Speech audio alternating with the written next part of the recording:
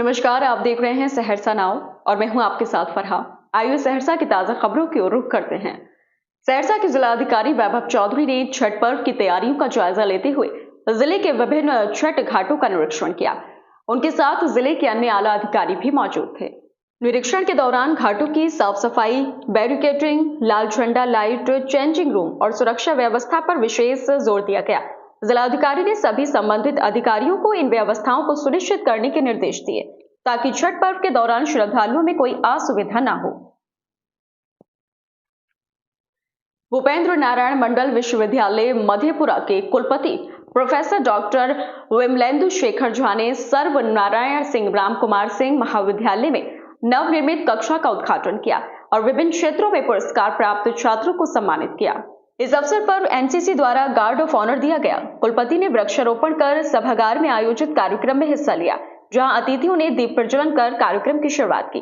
कुलपति ने छात्रों को अनुशासन और शिक्षकों को डिजिटल युग में पढ़ाई की नई तकनीकों का उपयोग करने की सलाह दी। समारोह में कई शिक्षक और छात्र उपस्थित थे। सहरसा के शहीद रमण रोड स्थित गीतांजलि पब्लिक स्कूल में बुधवार को children schools welfare society Koshi range की मासिक बैठक आयोजित हुई। बैठक में 27 अक्टूबर को होने वाली प्रतिभा खोज परीक्षा की तैयारियों पर चर्चा की गई। परीक्षा के लिए मनोहर उच्च विद्यालय सहरसा और मध्य विद्यालय बरसम सोनवर्षा केंद्र बनाए गए, जहां लगभग 3000 परीक्षार्थी 2 पालियों में परीक्षा देंगे। परीक्षा संयोजक अमित कुमार ने बताया कि सभी तैयारियां पूरी हो चुकी हैं और प्रवेश पत्र विद्यालयों को दिए गए हैं। 33 सदस्यीय विद्यालयों के छात्र छात्राएं परीक्षा में भाग लेंगे। दीपावली और छठ के मद्देनजर रेल मंत्रालय ने समस्तीपुर मंडल के विभिन्न स्टेशनों से कई स्पेशल ट्रेनों की स्वीकृति दी है। इसमें बरौनी, दरभंगा, जयनगर, सीतामढ़ी और सहरसा शामिल हैं। सहरसा से आनंद विहार स्पेशल ट्रेन 04032 30 नवंबर तक बुधवार और शुक्रवार को छोड़कर अन्य दिनों में सुबह 5:15 पर आनंद विहार से खुलेगी और अगले दिन सुबह 10:30 पर सहरसा पहुंचेगी। सहरसा से आनंद विहार स्पेशल ट्रेन 04032 30 नवंबर तक बुधवार और शुक्रवार को छोड़कर अन्य दिनों में सुबह 5:15 पर आनंद विहार से खुलेगी और अगले दिन सुबह 10:30 पर सहरसा पहुंचेगी। सहरसा से ट्रेन 04031 1 दिसंबर तक गुरुवार और शनिवार को छोड़कर अन्य दिनों में दोपहर 1 बजे खुलेगी। समस्तीपुर मंडल के DRM विनय श्रीवास्तव ने जानकारी दी।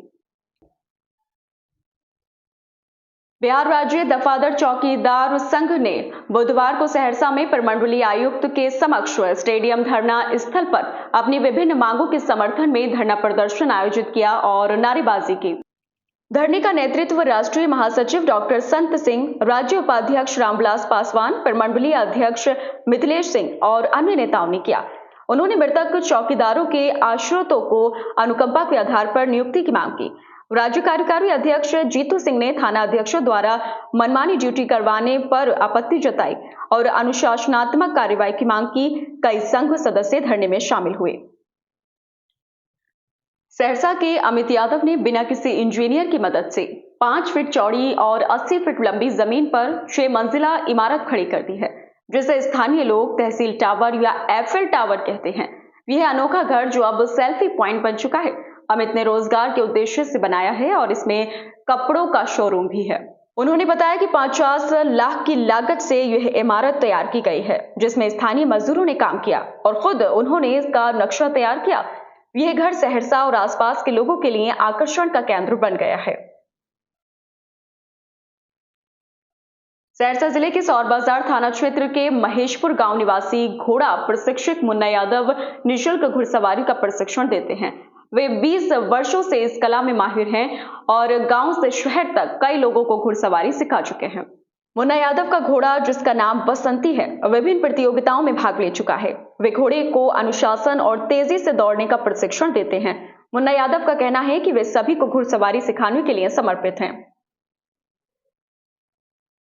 सहरसा के नवहट्टा प्रखंड के नौला ग्राम पंचायत समिति सदस्य दीपक कुमार यादव ने विधान परिषद सदस्य को क्षेत्र की समस्याओं से अवगत कराया।